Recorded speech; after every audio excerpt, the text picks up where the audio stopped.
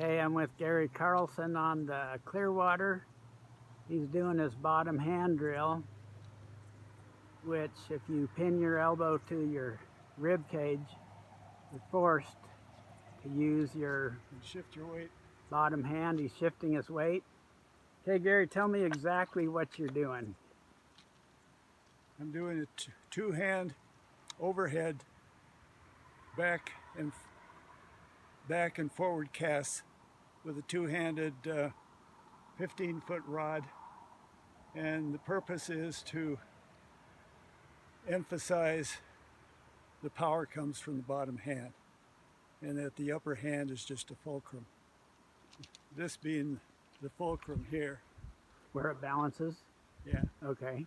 And this being the power here. Okay. Gary's using his own Gary Carlson custom rod made from a Miser MKX blank. It's a 15-footer using Lee Davison's new launcher series, and it's a pretty long line. So you get the use of pushing out with your bottom and pulling in with your bottom to create the power. And what that does in a Spey cast, in your lift is the bottom hand is pushing out right there. Yeah, to form your D loop.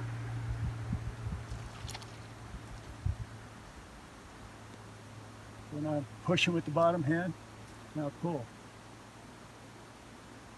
Push with the bottom hand. I'm just using one or two fingers at the top hand. Right. Very little power with that top hand at all, are you? No.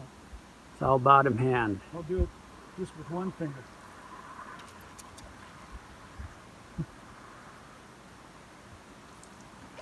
Al Burr this morning, he was showing you how you can do it all with just the bottom hand. This rod's a little... That's a pretty big rod. Yeah.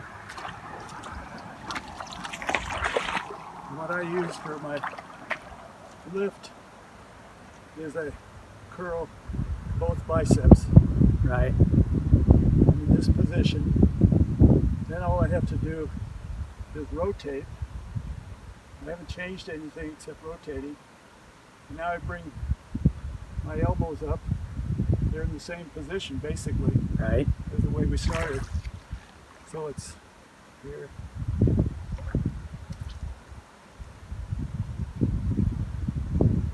Push out with the bottom, pull in with the bottom. Yeah.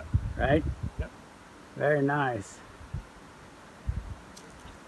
Doesn't look like you're doing much, but when I try it, man, it kind of kicks my butt a little bit because I'm forced to use my bottom hand more than I thought I was. Yeah.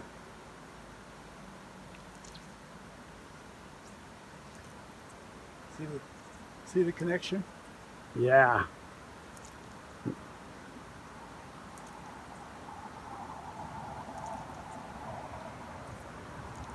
You can also demonstrate and play around with the tailing loop if you want. Yeah. So you can do all kinds. I mean, you can go from a nice tight loop.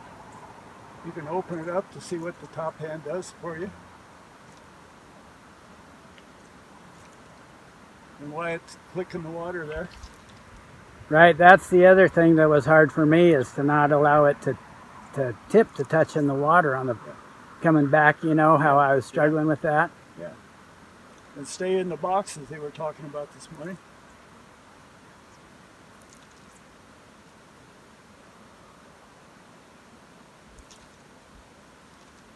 Yeah, that's good. That's it. I don't need to practice too much on my tailing loops. I get those come pretty natural. I do too. Good job.